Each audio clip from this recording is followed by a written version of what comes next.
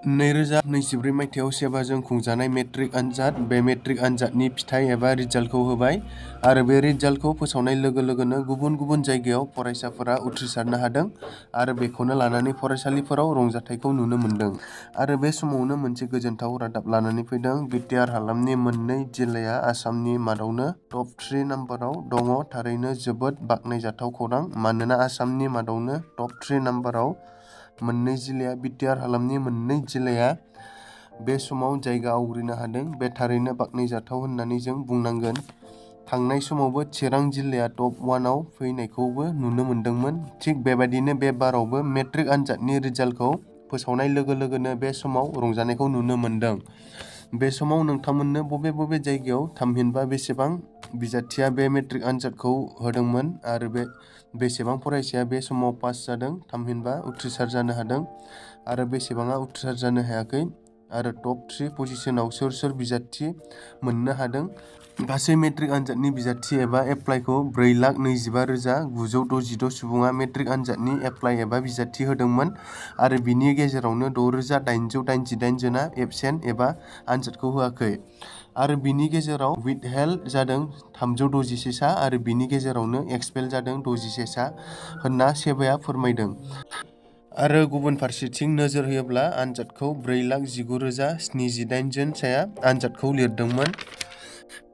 जुदि जोङो मेल फिमेलाव नायोब्ला मेलाव 1,87,904 आरो फिमेलाव 2,31,184 जना मेट्रिक आनजादखौ होदोंमोन आरो पास पार्सेन्टेजखौ नायोब्ला 75.70%।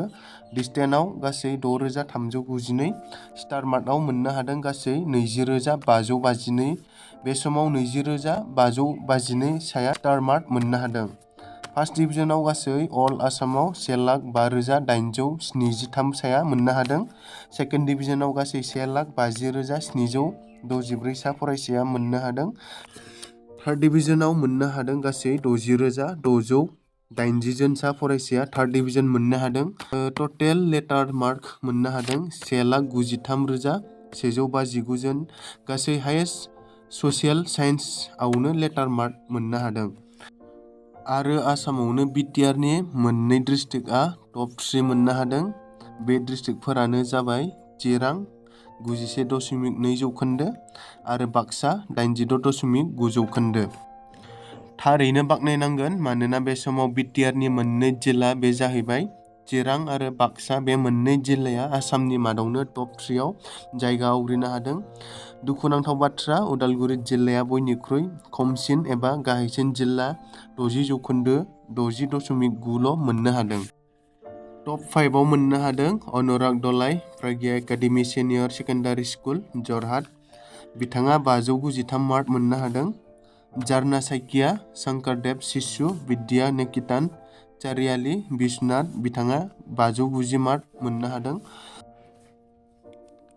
मानास प्रतिम साइकिया आइलेण्ड एकाडेमि, कमलाबारि, माजुलि। बिथाङा टटेल मार्क मोननो हादों 588। Bedanta Choudhury Stella Maria school, Surupeta, Barpeta जिल्लानिफ्राय बिथाङा मोननो हादों 588 total mark. Debashree Keshav Ramanujan senior secondary school, Nagaon. Total mark मोननो हादों 588। गोजोन्थों, दिनैनि खौराङा बेखिनियानोमोन। जायफोरा आंनि चेनेलाव गोदान, बेबायदिनो आपडेट एबा गोदान खौरां मोननो हाबाय थागोन। नोंथांमोना साबस्क्राइब खालामाखैबा दासिमबो आंनि चेनेलखौ साबस्क्राइब खालामगोन, जाहाथे आं भिडिअ होनाय लोगो लोगो नोंथांमोननियाव सहैनाय बायदि। गोजोन्थों।